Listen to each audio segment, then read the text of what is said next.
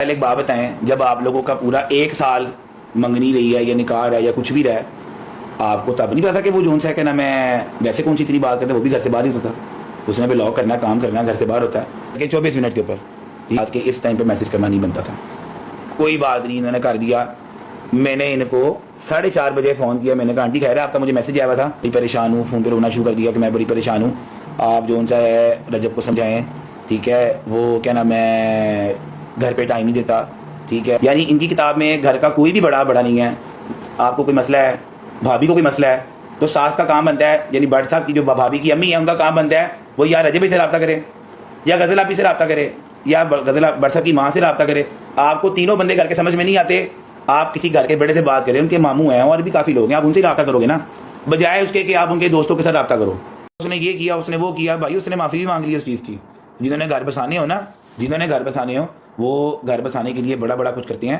ٹھیک ہے، اور جو لڑکی والے ہوتے ہیں نا ان کا بھی کردار بیچ میں نظر آنا چاہیے کہ یار انہوں نے گھر بسانا ہے کہ نہیں بسانا. انہوں نے گھر بسانا ہی نہیں ہے بھائی، وہ گھر بسانا چاہتی ہی نہیں ہے. وہ جتنا کہ اس نے فیم کیش کرنا تھا، جتنا کہ انہوں نے کیش کرنا انہوں نے کیش کر لیا ہوگا.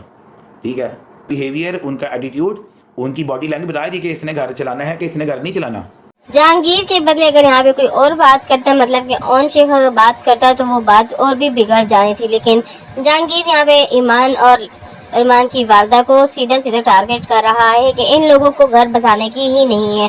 جس کو گھر بسانا ہوتا ہے تو ان کی باڈی لینگویج بھی بتا دیتی ہے، ان کے جو کرتوت ہوتے ہیں وہ بتایا جاتا ہے کہ بھئی ان لوگوں کو بسانے کی ہے. ان لوگوں نے بہت ہی کوشش کی کہ کسی نہ کسی طریقے سے اس کا گھر خراب ہو جائے، اور آج ان کو سکون مل گیا ہوگا کہ ان کا گھر خراب ہو گیا ہے.